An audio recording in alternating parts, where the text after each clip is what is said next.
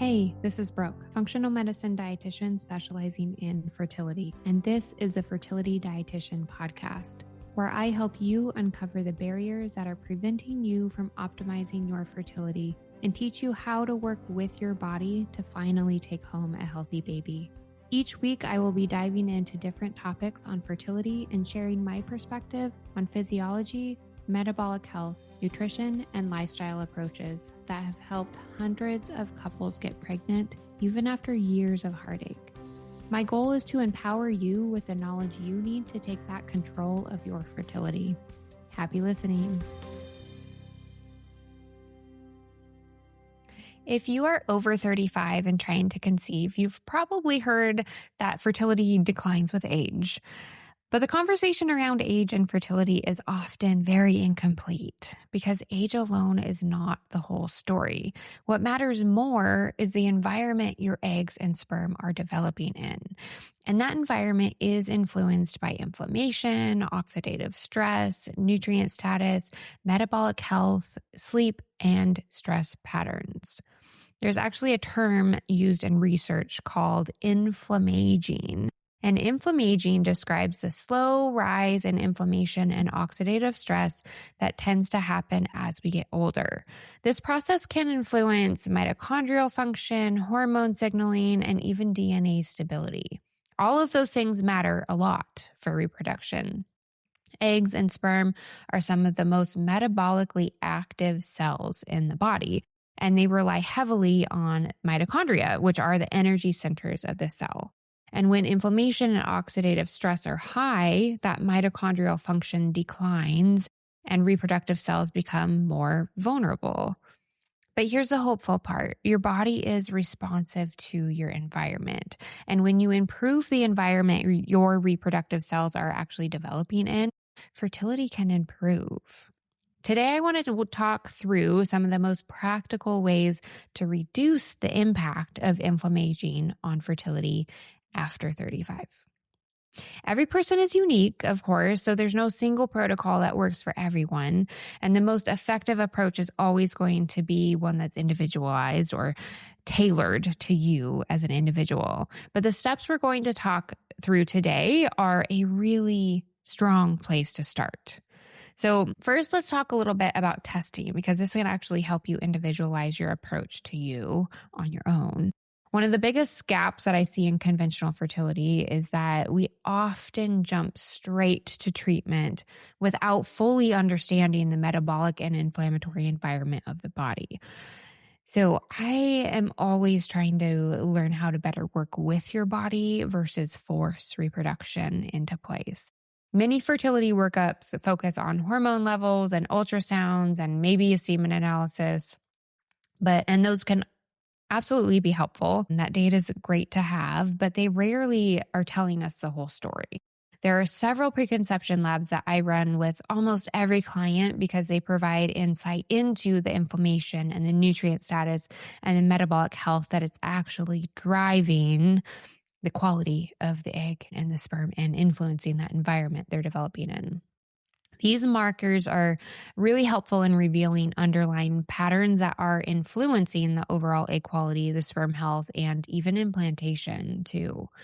So here are some of the key labs that I recommend assessing before conception. C-reactive protein, which is also known as CRP, is a marker of systemic inflammation. So even low-grade inflammation can influence ovulation, implantation, and early pregnancy development.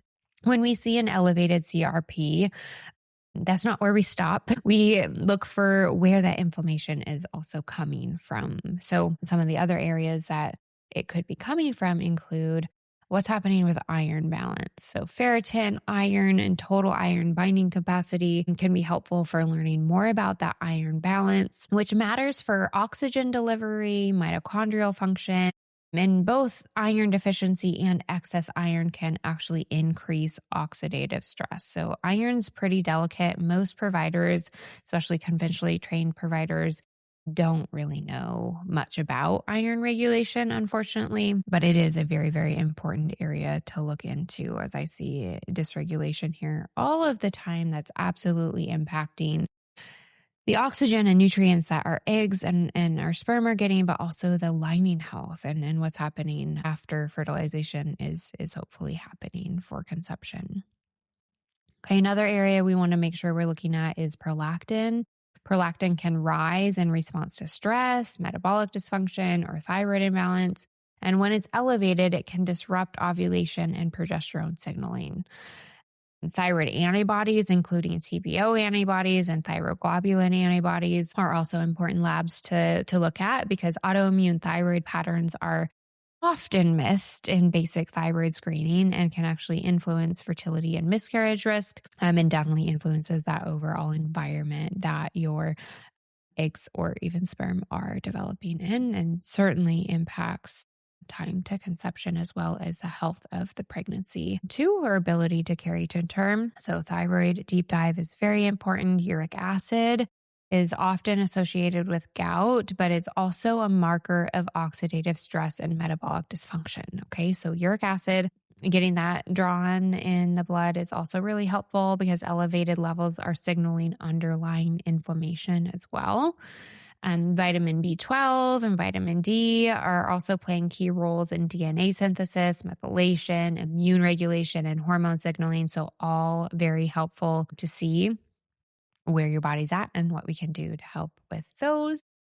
Nutrients too, testosterone and SHBG, which is sex hormone binding globulin, are really helpful for assessing androgen balance and insulin sensitivity, especially in women with symptoms of PCOS or metabolic dysfunction. But get those labs no matter what, even if you've been kind of labeled as unexplained or you have another diagnosis. Learning more about what's happening with androgen balance can be really helpful because they play a role in the quality of follicle maturation or egg quality as well as sperm health and sperm quality. They're playing a role on both sides there. A lipid panel is really important to look at too. Cholesterol and triglyceride patterns can reveal insulin resistance and metabolic inflammation as a whole. Cholesterol is really important for how we're building our hormones, how we're building our cells, and just plays a big role in a lot of pieces of the conception and fertility picture. Homocysteine is another important one. It's a marker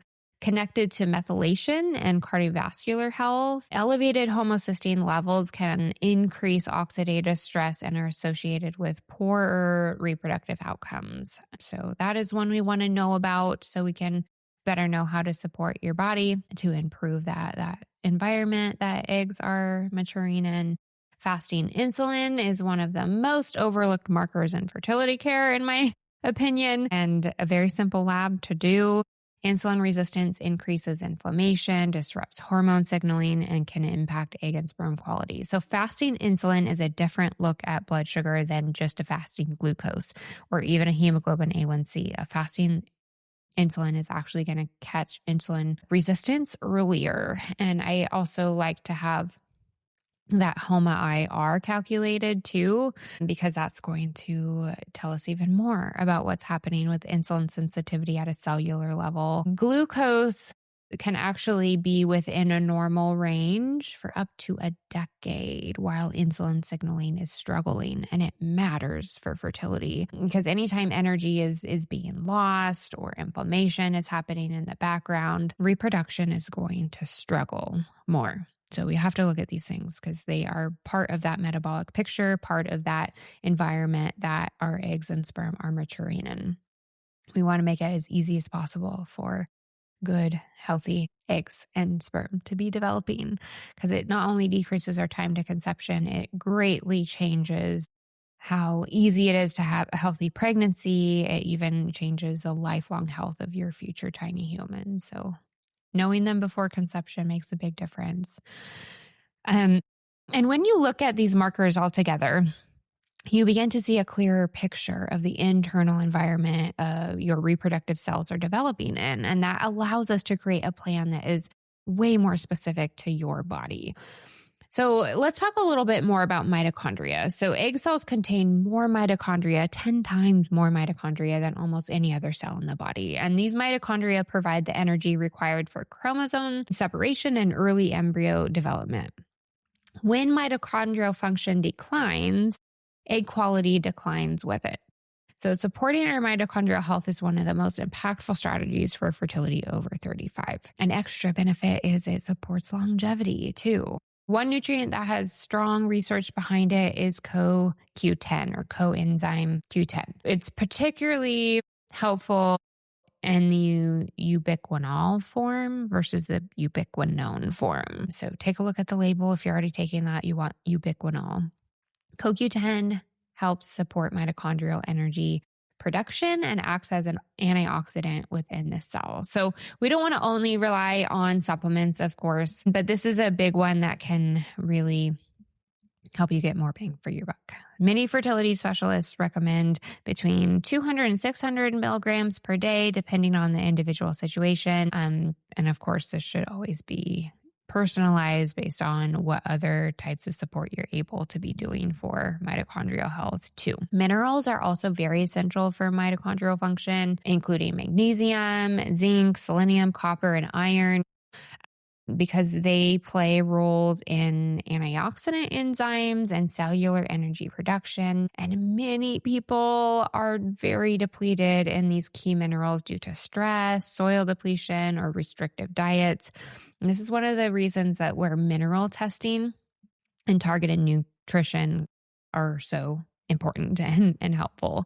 But we can do more with nutrition too. So let's talk a little bit more about diet and how to support this overall environment even more with diet. Food is one of the most effective ways to lower oxidative stress.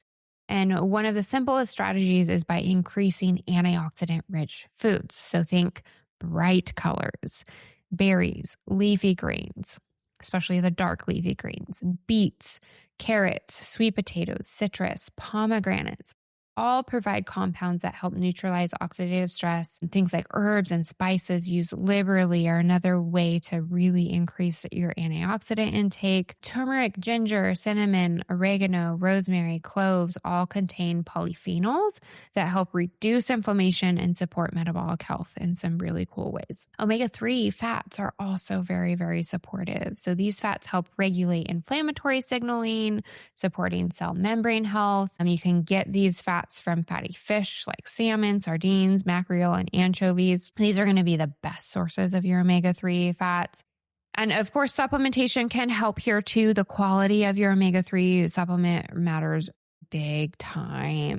Even if it's not suggested on the label to store it in the refrigerator, I always recommend storing your fish oil in the refrigerator because it's likely to oxidize after opened. Quality matters big time here. And dose can be individualized, should be individualized, because if you're getting 2 to 3 servings of fatty fish in a week, you definitely don't need supplementation the same as somebody who's allergic to fish and can't have any fish ever. Okay, so those are some of the heavy hitters with our diet. Another way that's really important to be supporting mitochondrial health and just that overall reproductive environment for improving or decreasing inflammaging is sleep. We have to talk about sleep. Sleep is one of the most overlooked fertility lifestyle interventions, in my opinion. Poor sleep increases cortisol, it disrupts insulin sensitivity, it raises inflammatory signaling. Because during sleep, the body actually repairs tissues, it regulates hormones, it clears oxidative byproducts. If there is one lifestyle change that you can make to have a profound impact on fertility, it's protecting your sleep. Simple strategies to support your sleep can include turning off your screens at least 60 minutes before bed, keeping your bedroom cool and dark, going to bed at a consistent time, getting morning sunlight after waking. These small habits can help regulate circadian rhythm and support hormone balance in really big ways. Okay, so sleep has to be part of the foundation for supporting this inflammaging picture. Movement also plays an important role too. Moderate intensity strength training helps improve insulin sensitivity. It supports mitochondrial function and reduces inflammation. Muscle tissue acts as a metabolic organ. So when you increase lean muscle mass, you improve glucose handling, reduce metabolic stress, and really just 2 to 4 sessions of strength training per week can make a really meaningful difference. The key is moderation. So excessive high intensity training can actually increase stress hormones and disrupt ovulation, especially in women who are already under stress or have a hard time eating enough regularly. So the balance is important there. Now I want to talk about another vitamin called vitamin J. Vitamin J stands for joy. This may sound simple, but it's actually deeply biological as well. Positive emotional states actually shift the nervous system out of fight or flight and into a more restorative state. So when that happens, inflammatory signaling decreases, parasympathetic activity increases, and the body is better able to repair and regulate your hormones. Joy is not a luxury when you are trying to conceive. It's actually part of the physiology that supports your fertility. Okay, so don't forget about vitamin J. And some of the most effective ways to increase vitamin J include laughter. Laughing lowers cortisol and helps calm the nervous system. So watch something funny, spend time with your good friends. Allow yourself to be playful and have measurable effects on decreasing the stress physiology that is potentially happening. Okay, infertility, struggling to get pregnant can be inherently stressful. So make that time to play, make that time to experience the joy. Okay, singing can also be supportive. It can stimulate the vagus nerve, which helps regulate that nervous system and reduce stress signaling. Having gratitude or practicing gratitude shifts in the brain towards safety and abundance rather than threat and scarcity. Even writing down 3 things you're grateful for each day can change that stress physiology as well. Orgasm and pleasurable intimacy can absolutely increase oxytocin and endorphins, both of which help counteract stress hormones and support bonding and relaxation. When you're trying to conceive, intimacy can become more of a chore or a job. Try to separate those things. Try to make it more playful, less scheduled around only being intimate around that fertile window.